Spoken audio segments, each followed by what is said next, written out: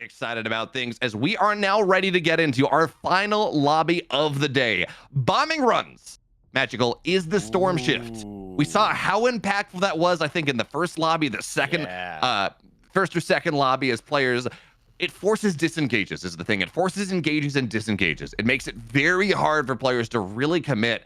And by the way, we're talking about setups as we're getting in here. There is not there's not really 1-in-1 splits of gold armor. 2 are in Prisma Falls, 2 on the train. That's going to be some significant POI play early on.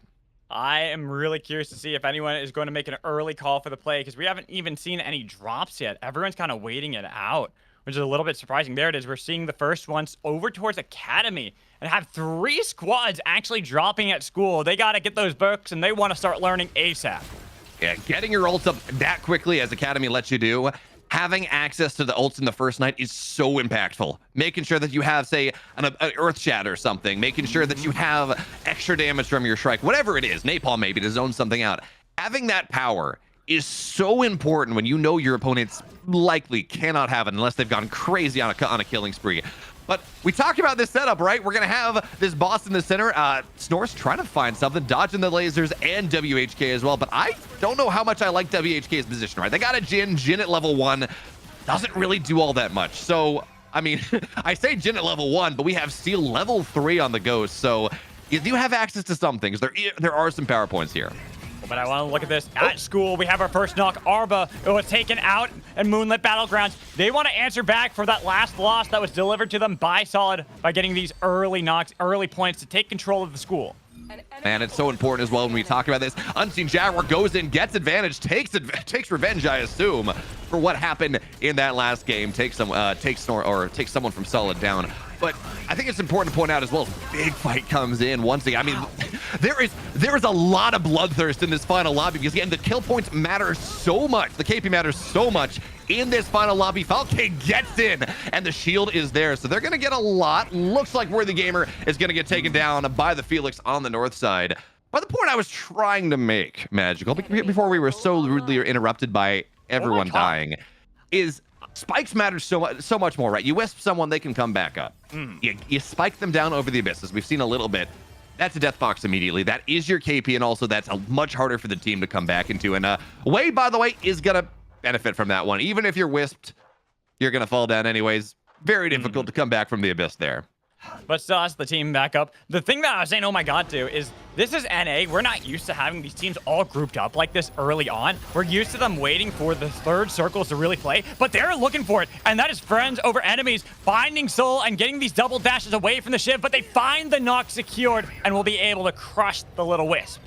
Yeah, it looks like Half Coach are fighting Moonlit Battlegrounds as well. At least they found someone, down the bottom side. So that's 4 on 3. Yeah, it looks like Moonlit Battlegrounds, they don't have really any advantage. They certainly don't have ult, so they're going to have to back out for the time being. I really don't like a re-engage here, but they will pop Oracle, so they know that they are very aware exactly where the opponents are. And man, Unseen Jaguar with these spiked walls, a little bit difficult to get out, looking for the hook, but no, it's not going to find anything for now. Yeah, it's kind of what we expect in the early game, right? Where there might be some skirmishes, get some initial knocks, but not full team wipes. We got close on a couple of them. Definitely got close, but not actually having anything confirmed. So now teams are moving more around the map. And with the fact nobody took train at all, this is going to be free tier 5s over to Solid. Yeah, that is a big deal. You go and they changed armor up a little bit. They keep tuning it back and forth across the different playtests. But right now, armor matters so much that making sure you get 2 tier 5s on your team is really useful. It's nice escape there coming out from Outdated on the Luna. Certainly one of the more mobile hunters, but man, Dainsor trying to chase down. I spoke too soon, Magical. That's a death. You Castle cursed it. So I'm like, yeah, they're not out of there. Yeah, the bunny might be slippery, but couldn't hop their way out of that one. It was well done by Occult Coon, finding themselves their first team elimination in this one, as well as they got several knocks earlier. While we have Boys Who Cry fighting against Bliss, this has kind of been going back and forth, working its way down the map this entire time, even looking for a little bit of damage into these back lines while everyone's trying to heal up, but nobody's confident enough to start the engages, not until either Bishop or Oath goes for that one, but being level 4s for both of them, they don't have those critical ults that are going to really start off the fights. You see, even Nomad right there trying to get a little bit. Cool. Nice Flame Shield pulls them back in. That's the engage you needed for Bliss to find the first knockout and take out Lewis. Then make sure you turn around for Bishop. That Felix crowd control early. Well, hold that thought, because Foe is going to try to third party this. All the skills, so many cooldowns have been used in this last fight. Now they're going to try to find their way in and look magical. It's your favorite hunter, Gay Dad, on that on the gunner, just laying so much lead downfield, finding a reasonable amount of damage, and that's going to force things back. But of course, we're not level 5. We don't have that execute available as a worthy gamer.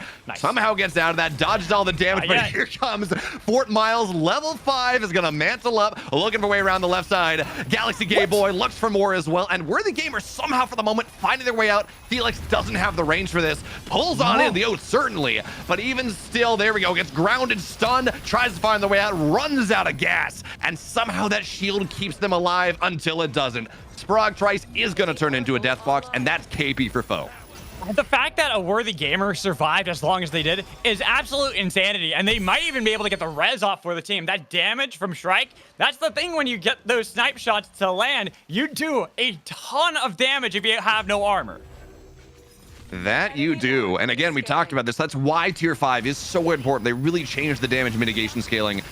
It hurts more to have no armor. And Shamine totally locked into a corner. Your half goats are going to take so much advantage of that one. But if you're sitting there with a ghost firing down range, it's very hard to dodge the shot. Gets caught up in the air as well, spiked onto the ground. And WHK may have lost Shamine, but they're going to get so much more. Half ghost does get the bash down, so it looks like Way's not going to be able to chase for the time being. But even still, that's a lot of KP, that's a lot of damage that WHK are able to find. I got a little worried there for Half Ghost because you needed to bail out a little bit sooner. The chase is still there from Way. They want to confirm a team knock. We were talking about how important these points are for a team like WHK, because they are a team that is trying to battle their way back up in points to see if they can even get into the top 3. And by doing so, the only way by doing so is going to be through kills. Yeah, certainly. I mean, you do have to do more than win the lobby. That is not enough points to really make the movements that you need to make really after certain points. So you got to be bloodthirsty. And we saw that for a little part in this game. Of course, only one team out right now. But if you do the math, right, 33 players remain, 9 teams remain. That means that we're missing at least 3 players. They're knocked down, 3 teams, or maybe, 2 teams, 1 team that need a couple members back. Need to get some reses going here to make sure that happens. As for now, everyone's got ults at this point. Level cap, level 6. Occult Coon. Well, there's the bombing run. You got to get victory. Run away from that one. That's not where you want to be.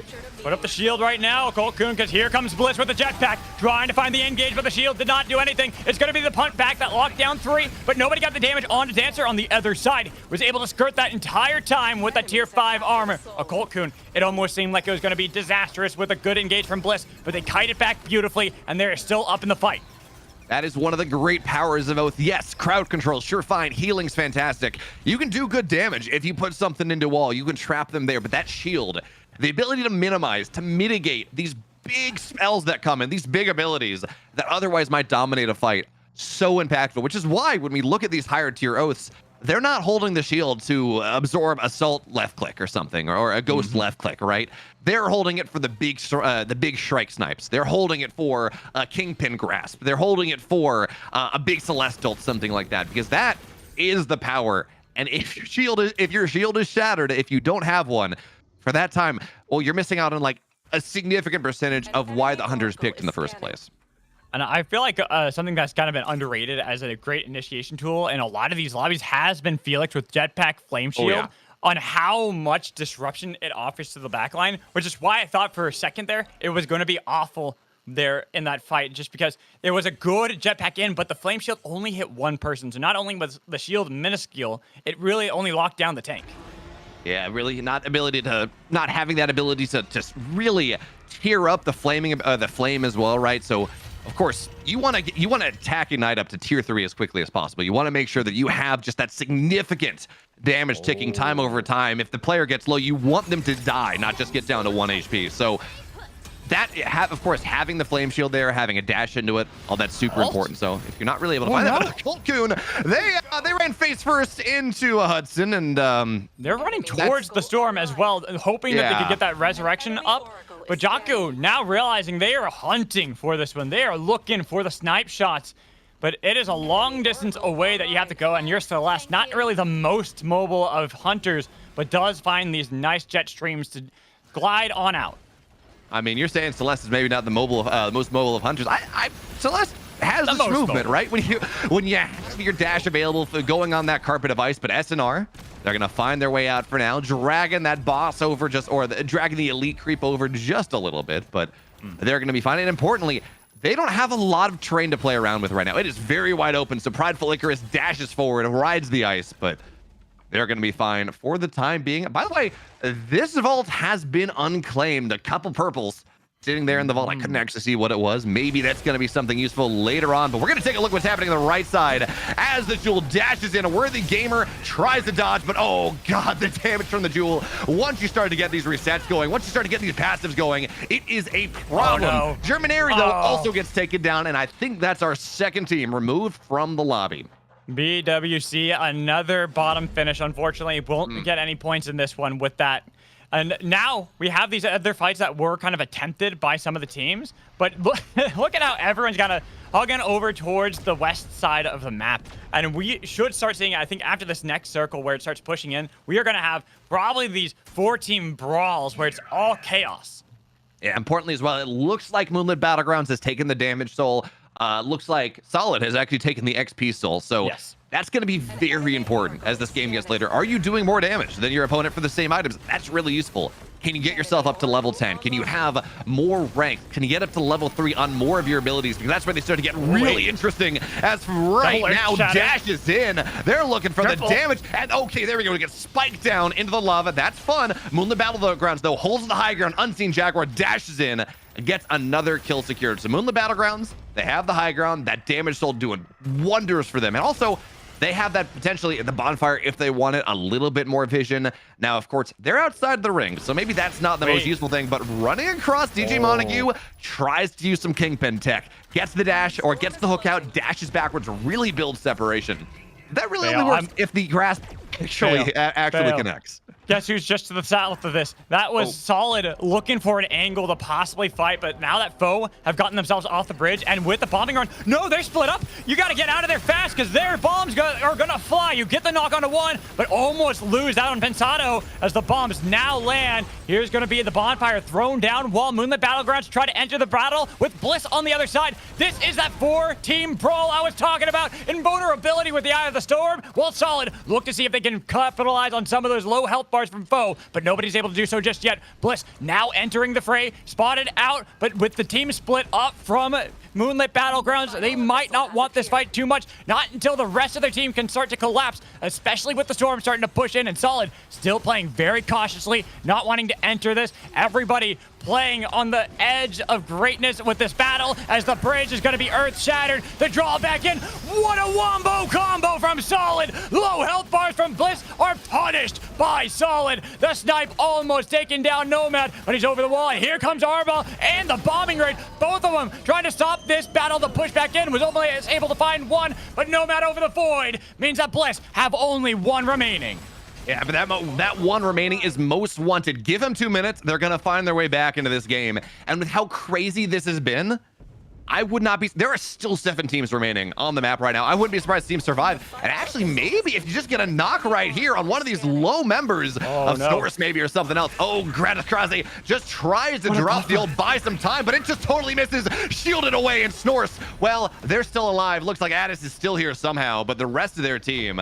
Well, they got 2, I guess. They're going to try to hit that respawn beacon, but everyone knows there's someone rezzing right there, and that is not a possibility that they have access to. They spent the gold, too. They built that one, and it was stolen away. Now, at the heart, we have WHK and the half-coach with Snorse hoping to heal. Prideful, you can't get interrupted on the heart, but knows that there's enough damage that if the whole team collapses, they would be in a horrible spot, and the rest of the team wouldn't be able to survive the fight.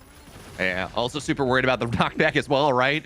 Get knocked right back into the orb, and Snorse are out of this game. And again, there's, oh god, look at this fight on the north side. Massive Wombo combo. We're gonna see the Oath ults go down, and Dash is in as well, but it's chained down. The Zeph finding so much utility here, 4 miles on the left side, but somehow Pensano, the hero of that last game, gets out for a second. Not long enough. 2 of Solid are gonna go down. A third are gonna fall, but Argus fights on the left side against Arba, looking for the change. Arba tries to get out. Seems like that's going to be the great escape for now. Argus, they're dead. And look at this. Moon the Battlegrounds now. They hold the edge. There's a bounty of death boxes now to claim. A bounty of armor and of everything you could possibly want on that north side. There are 7 teams remaining with only 24 players. This is actually crazy. We have a couple teams that only have the remnants of their team still up and trying to survive. Moonlit are chasing down Solid, a team that was vying for the top spot, and Snorse are fighting their way against the half ghost.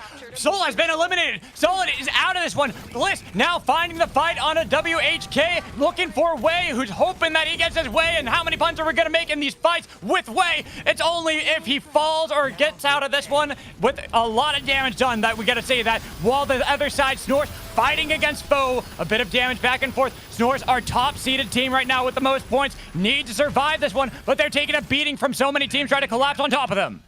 This is insane. There's so many avenues that everyone has to pay attention to. Gratis Katsi, almost no HP. Give them a second. They have 2 healers on this team. They're going to find their way back up on Unseen Jaguar. Not interested in giving them that time. Getting revenge for that last game. No. Trying to find something.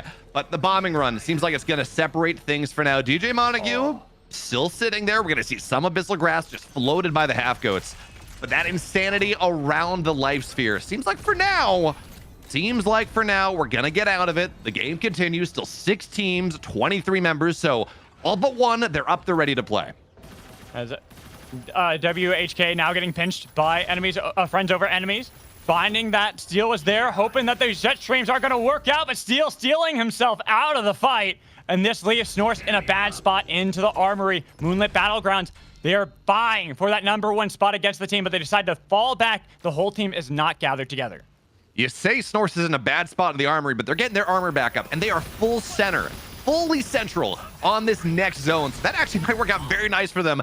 Certainly Steel's going to fall down. Nowhere to go on that front, but I think the rest of WHK is somewhere else. Yeah, they're on the left side. So yeah, it goes down. That's not great, but maybe there can be maybe there's the most wanted that they can find. Maybe there's something like that. But Moonlit Battlegrounds on the north side, BLS Bliss on the east side. They're not interested in giving them that time. No, but Bliss are looking for WHK, getting a lot of damage, trying to use the Eye of the Storm to get back, but guess who's there? It is Moonlit Battlegrounds lighting up the field with that knockout, almost getting WHK, and then looking for Snorse, a team, we keep saying it, they gotta get these knocks if they want to take the #1 spot away from them. And it's important to point out, though, Goat did use his ultimate for this, so that is a significant timer. That's 30 to 40 seconds, depending on CDR. That they don't have that to play with. That is such a powerful engage tool. It's a space creation tool that allows you to go and take these fights. So they're going to play right. They're looking for a good hook. They're looking for a really good Abyssal Grass. But they're playing around. Oh my goodness. I feel bad for all these teams on the west, but they are still fighting as the Storm is starting to push Bliss over to Moonlit Battlegrounds. Eye of the Storm almost getting the resets on a Nomad. So low, but instead will turn their attention onto Sky Mist because they clean up house. Unseen Jaguar has been seen in this damn fight. That he has. He got so close in that last lobby, so close to the resets, knocking everyone down. This time, though, he gets exactly what he wants, dashes through, gets the resets once again, and Tabao just has to run. He's got 4 stacks to the passive, tries to dash around. It's Jewel versus Jewel. He's looking to turn it around. Tabao, do you have? Oh my God. I can't believe he does that. Getting him out of here because Moonlit Battlegrounds, they're gonna have the res, but he did not have any resources to make that happen. He was down half HP. He had stacks on him, but he dodges the shots. He dodges the left clicks. He gets the resets and takes Unseen Jaguar down. And now we have 5 teams remaining with 12 players in the lobby, and we already know that WHK only have 2 of them. One of them on the respawn beacon, hoping to get the team back into the fray and even this up a little bit more. But they are still in this precarious situation that if they get this one, how do they start pushing over to the half-goats who've taken control initially? And Snorse, too, are right there on the wings, waiting for the bombing raid, but unfortunately, Prideful, that time flew way too close to the sun, and it burned him alive.